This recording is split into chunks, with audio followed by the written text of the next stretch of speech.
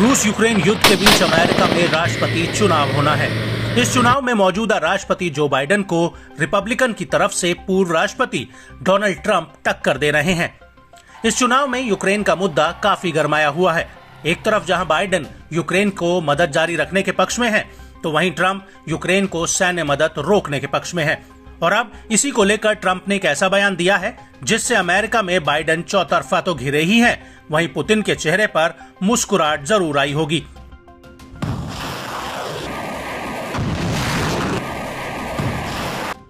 दरअसल एक इंटरव्यू में ट्रंप ने अपने बयान में कहा कि रूस युद्ध की एक मशीन है जिसने अतीत में शक्तिशाली आक्रमणकारियों को हराया है। इसके अलावा ट्रंप का कहना है कि वो 24 घंटे के भीतर यूक्रेन युद्ध को खत्म कर देंगे, बशर्ते वोटर्स उन्हें दोबारा से राष्ट्रपति भवन में बैठा दें।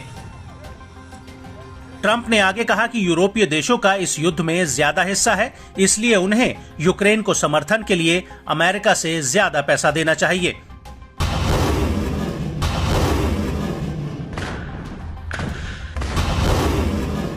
इसके अलावा ट्रंप ने यह भी कहा कि हमारे बीच एक समुद्र है, उनके बीच समुद्र नहीं है। आपको पता है कि उन्होंने पैसा क्यों नहीं दिया, क्योंकि किसी ने उनसे ऐसा करने के लिए कहा नहीं। मुझे डर लगता है, मुझे बहुत बुरा लगता है।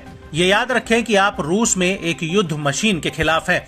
उन्होंने हिटलर को हराया, उन्होंने नेपोलियन को हराया।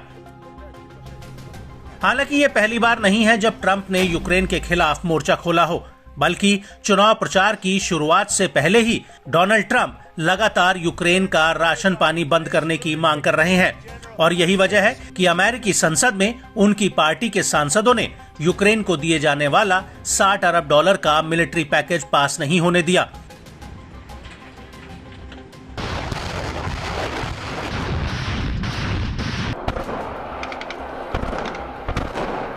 वहीं दूसरी तरफ राष्ट्रपति बाइडेन की पार्टी यूक्रेन को मदद जारी रखने के पक्ष में है। बाइडेन का कहना है कि यूक्रेन को हथियार सप्लाई जारी रखने से भविष्य में रूस के साथ सीधा संघर्ष नहीं होगा, लेकिन अगर रूस यूक्रेन को हरा देता है तो वो किसी नेटो देश पर हमला करेगा, जिससे अमेरिका को इस युद्ध में सीधे तौर पर अपनी सेना भेजने के लिए मजबूर होना पड़ेगा।